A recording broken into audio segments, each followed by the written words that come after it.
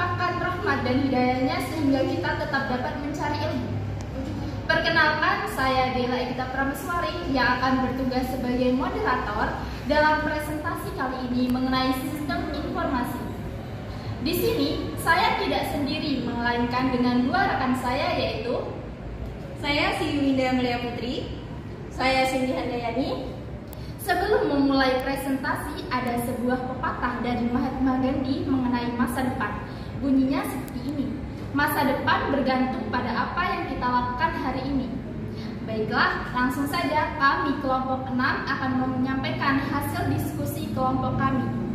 Topik yang akan kami bahas meliputi: yang pertama, pengertian sistem informasi; yang kedua, tujuan sistem informasi; yang ketiga, faktor-faktor yang perlu diperhatikan dalam sistem informasi; yang keempat, fungsi sistem informasi; yang kelima, komponen sistem informasi; selanjutnya ada jenis-jenis sistem informasi; dan yang terakhir, contoh penerapan sistem informasi.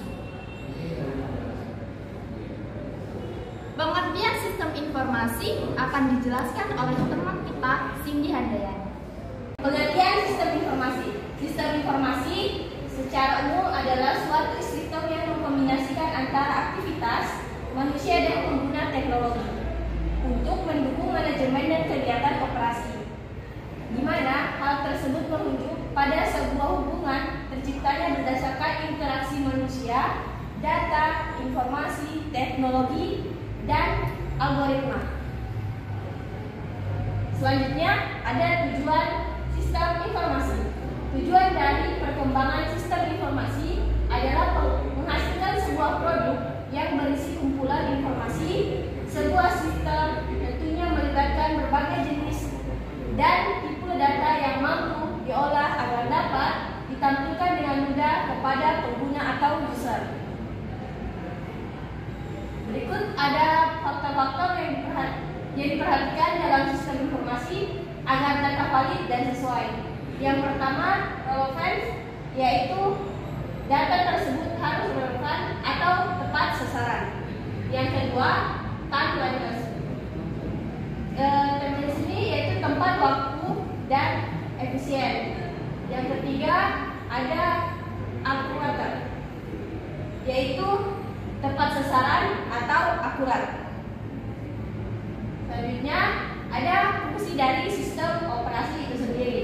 Yang pertama, mampu menyediakan ketersediaan kualitas dan pengalaman dalam mengelola sebuah sistem informasi secara kritis maupun logis. Yang kedua, mampu meningkatkan produktivitas kerja pada seluruh stakeholder. Yang ketiga, mampu menganalisis dan meminimalisir terjadinya kerugian dari sisi ekonomi. Yang keempat, memberikan aksesibilitas yang baik kepada pengguna.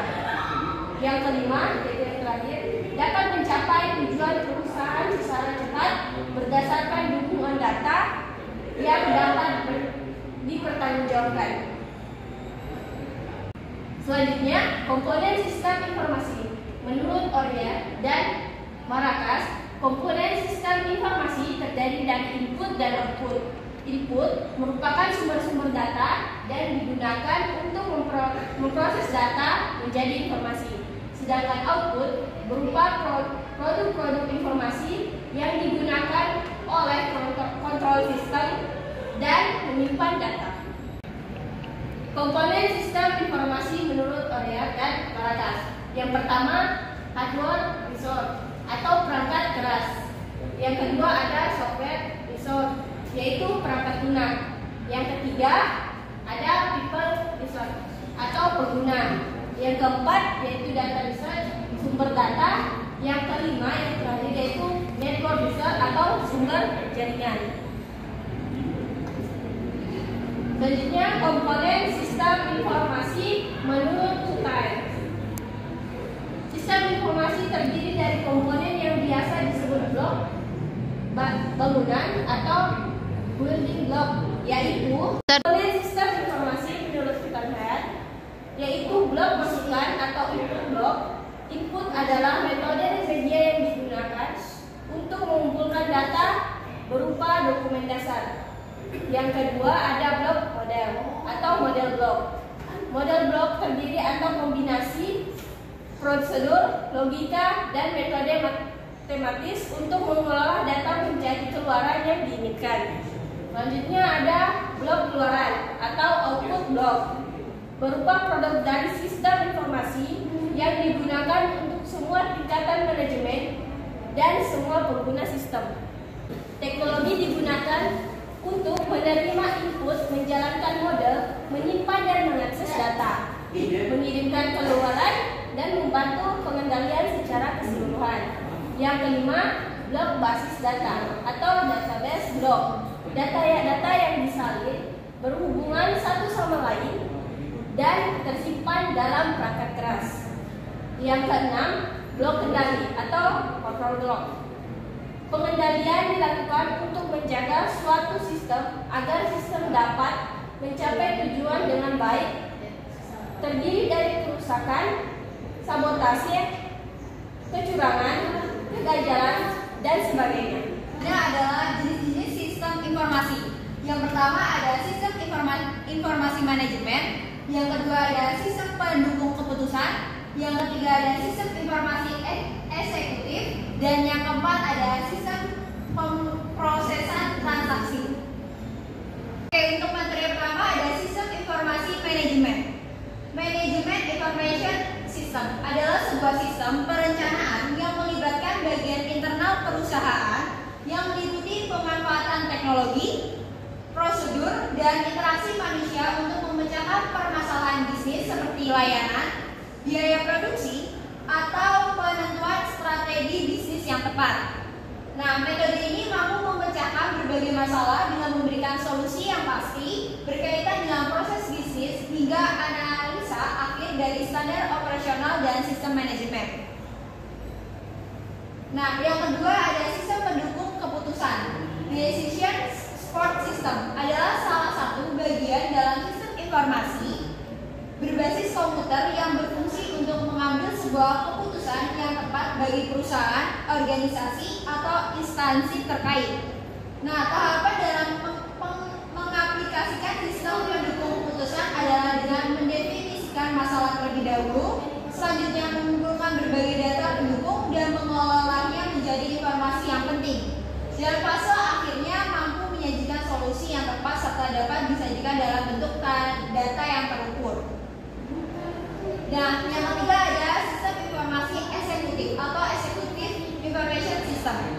Merupakan salah satu jenis dari sistem informasi manajemen untuk memudahkan dalam pengambilan kebijakan yang ditujukan oleh eksekutif senior dengan menampilkan akses informasi yang tepat dan relevan.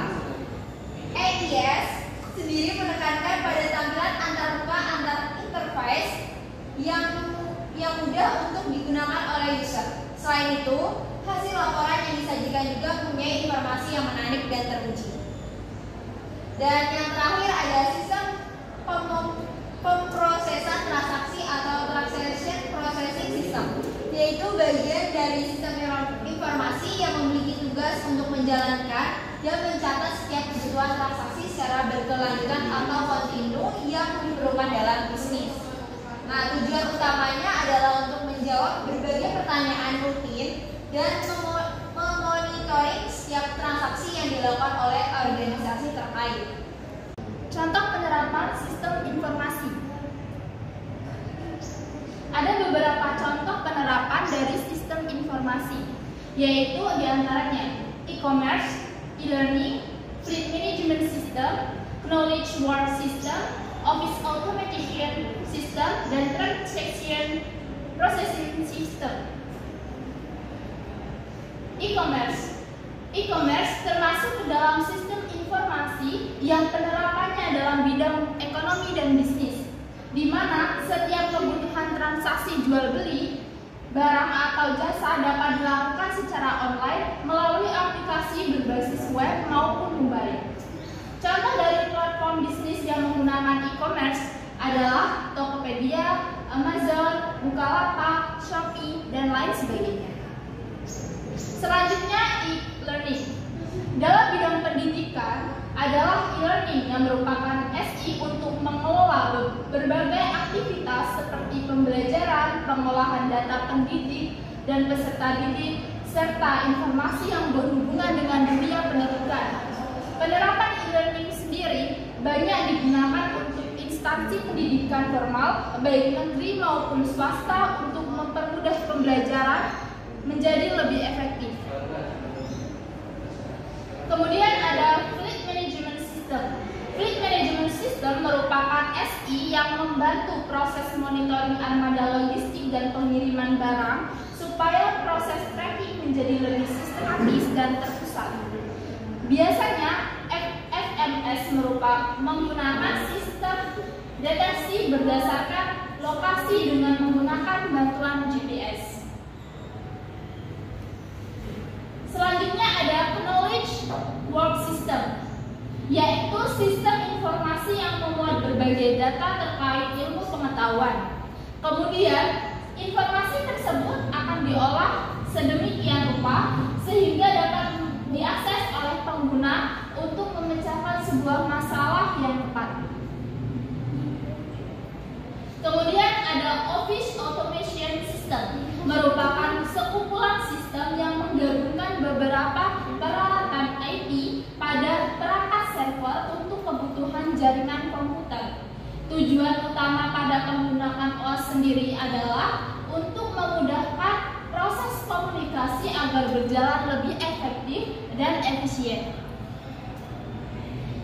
Dan yang terakhir ada Transaction Processing System, yang merupakan SI yang digunakan oleh organisasi maupun perusahaan untuk kegiatan operasional bisnis tertentu secara rutin atau kontinu.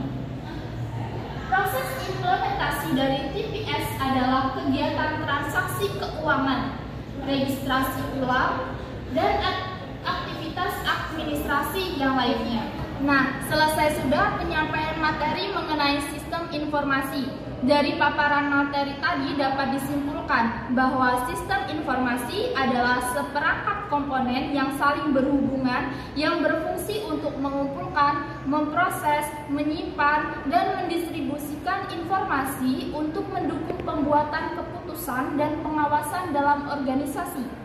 Sebuah perusahaan harus memiliki pengelolaan sistem informasi yang baik agar perusahaan bisa berjalan dengan baik. Sekian presentasi dari kelompok 6. Apabila kami ada salah, kami mohon maaf sebesar-besarnya. Wabillahi taufiq wal hidayah.